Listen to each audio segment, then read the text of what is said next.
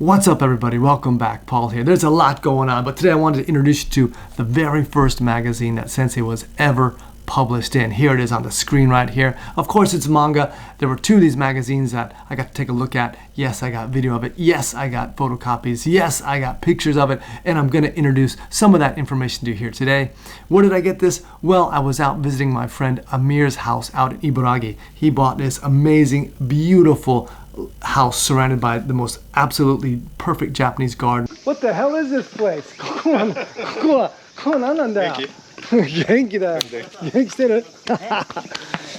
Absolutely unbelievable. So when I got there, I was promptly attacked by his big black dog Shadow. What's that? Got a bear man.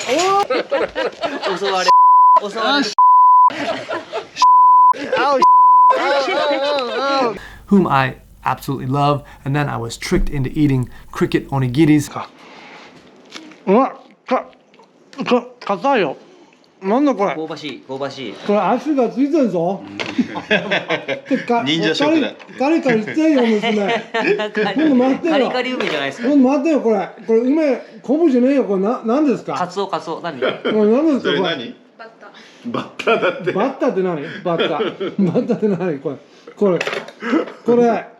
This is a grasshopper onigiri. Oh my god. All right, thank you. A little bit crunchy. Yes, that's right. Onigiri or rice balls with crickets in it. A little more crunchy than I usually like my onigiri, but hey, I'll do it, you know, when in Rome. His daughter really seemed to like tricking me too. Anyways, if you're in Japan, you need a little tasty snack, a little pick-me-up. I know where to get your crickets. So the magazine you're looking at right now on your screen is not a magazine, but it's actually manga, right, or comics from a long time ago. This is actually from, I think it was 1965 or something. Anyways, it was published before I was born, when Sensei was in his 30s. This is one of the first times he was published in a magazine, and we're gonna go over that right now. So it says here on the front cover, as you see on the screen here, it says the modern ninja, the first time it's ever been exposed, and it says, you know, My Ninja Training by Hatsumi Sensei with this picture there. At the top, there's a short introduction about who Hatsumi Sensei is, that he lives in Chiba in Noda City, that he's the 34th Grandmaster of Togaku Ryu, and that he's the 14th Grandmaster of Kumogaku Ryu, that he also runs a hospital, a bone-setting hospital, and he trains in these arts, not only in these two ninja arts, but many different types of arts.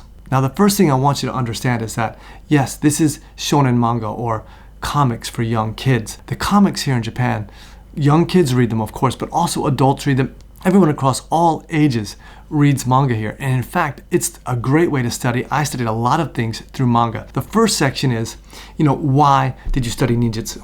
So I find it interesting that Sensei says the heart of the ninja is to be able to persevere through any situation you find yourself in and to make it through. Now, you notice his answer is not, you know, I want to be an assassin, I want to be a killer, I want to be able to kick everybody's butt in this room, I want to be the #1 strong guy. He doesn't say that. He's talking about persevering and making it through any situation that you may find yourself in. You know, a lot of people, they are drawn to ninjutsu because they want to become stronger, they want to become, you know, someone who's a killer, someone who can protect themselves in every situation. And ninjutsu will help you do that. But the heart of ninjutsu is being able to persevere and move through any situation that you find yourself in. Next, Sensei expounds, like I just said, that ninjutsu is not an art about killing people. In fact, it's to help society, it's to help your country blossom, and it's to protect peace in the world. And because of the true nature, because of the true ideals of ninjutsu, that's why he decided to study ninjutsu. You know, almost every sentence in this article speaks to me so deeply after studying with Sensei for such a long time.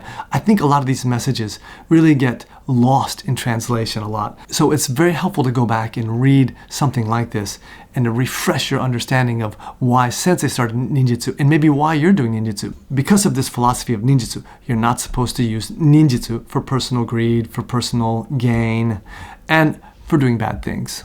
And I've spoken about that in one of my last videos on the decree of Momichi Sandayu. If you haven't seen that video, you should go take a look at it. So my microphone just cut out on me. I found that out while I was trying to edit. So I'm out here with the Dambu. He's working on his Strider right now. I thought I would tell you the next part. The next part says that ninjutsu is the art of escaping. And all the ninja's tools are actually tools for escaping. Just like Danzo here on his Strider.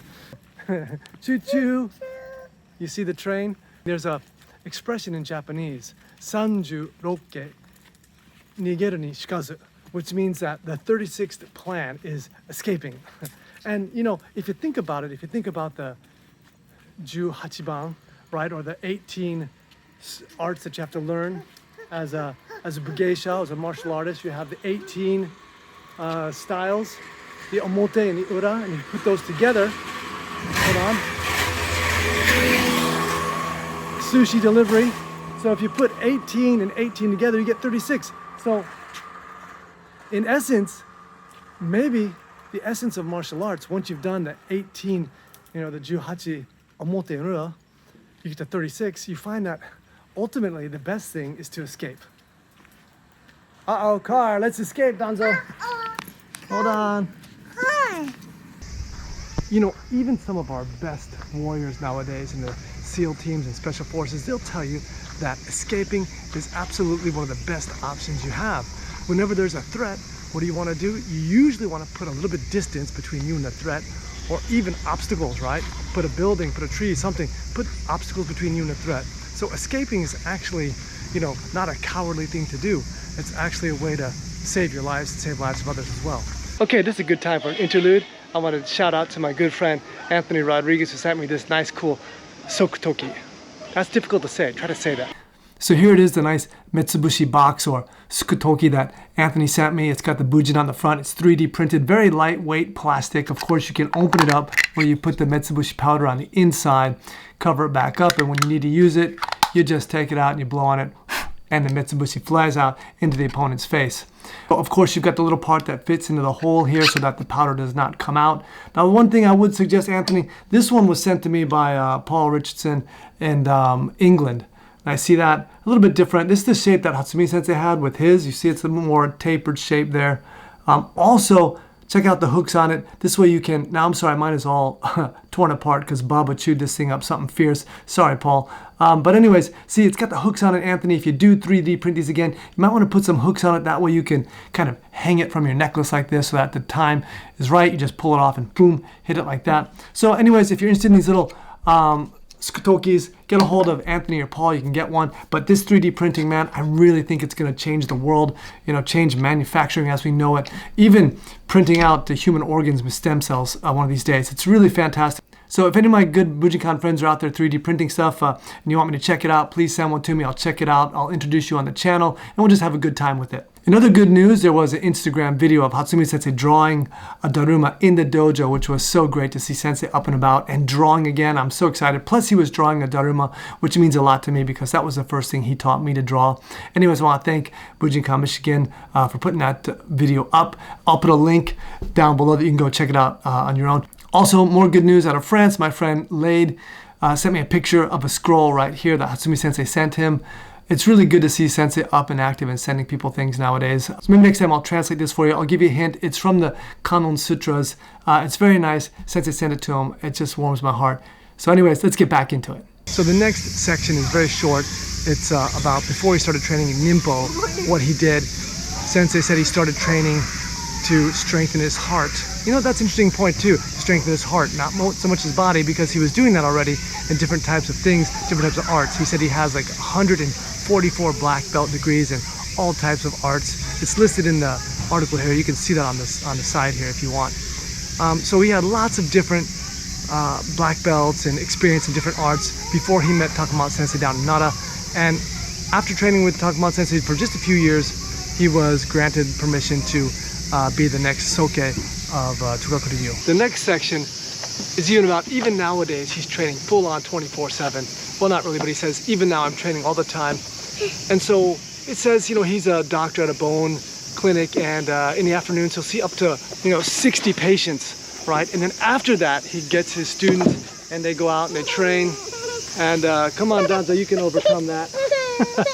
So even after that, he gets his students together, and he says he has 9 students now. So you see, even back in the day, he had 9 students only, and he was training. He said they were my students. They were chosen after rigorous tests, and that training, they do very, very difficult, hardcore training where, you know, getting injured, being knocked out is just everyday occurrence, but they keep training hard. He says they which means that they bear down and they train hard.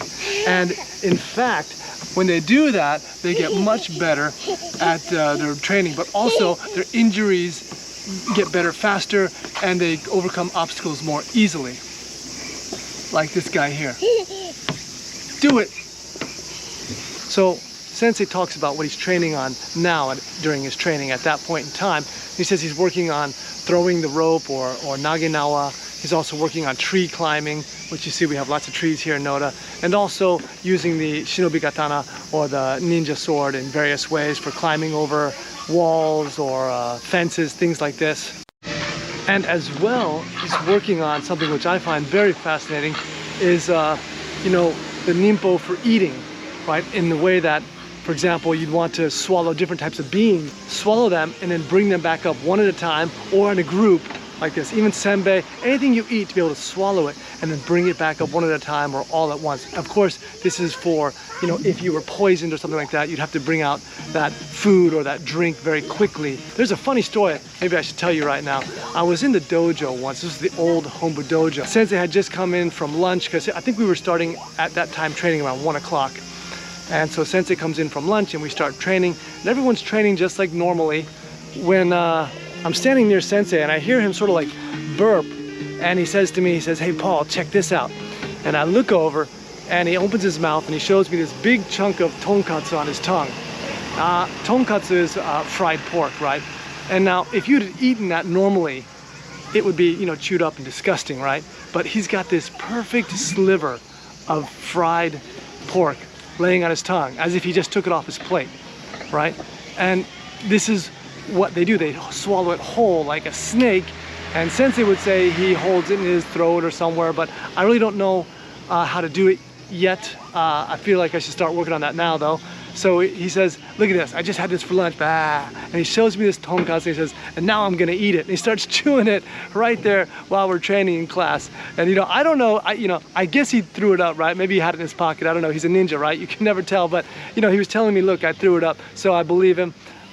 You know, I used to know as a street performer, I can say I used to know this old man who did the same thing in the street. He would swallow marbles and he'd say, "Which marble do you want?" And he'd bring up the green or the red or the yellow marble. So I know this technique is possible because I used to watch this old man way back in the day here in Yokohama. So I hope you found that story kind of funny.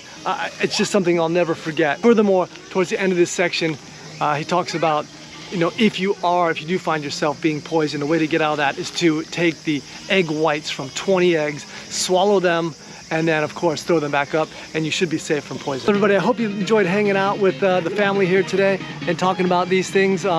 Let me know if you like this content. If you do, I will keep reading it. I think this article has some more very interesting stuff in it that you might want to hear. If you want to see the next part of this, please let me know in the comments. Say yes, do make the next one. Listen, I only want to make stuff you want to see, so tell me what you want to see in the comments below. Please, if you haven't, give it a like, thumbs up, subscribe to the channel. It certainly helps us out. You know, this channel is not monetized yet, and I do want to try to do that in the future, but it's not now. If you can, there's a donation area in the show notes. Go ahead and donate there if you like. That certainly helps us out. But anyways, please let us know what you want to see next.